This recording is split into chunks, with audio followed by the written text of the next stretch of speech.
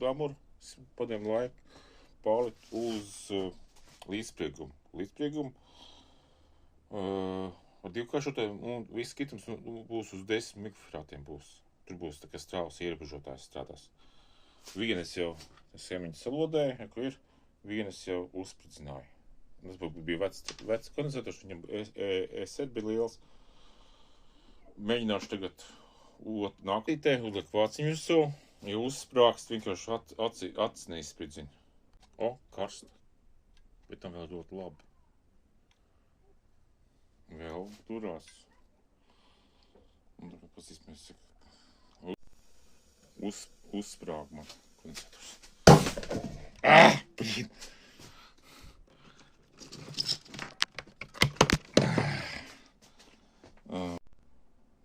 Viss tā smirdīgi, uzsprāg kārtīgi. Un tad šitā schēma.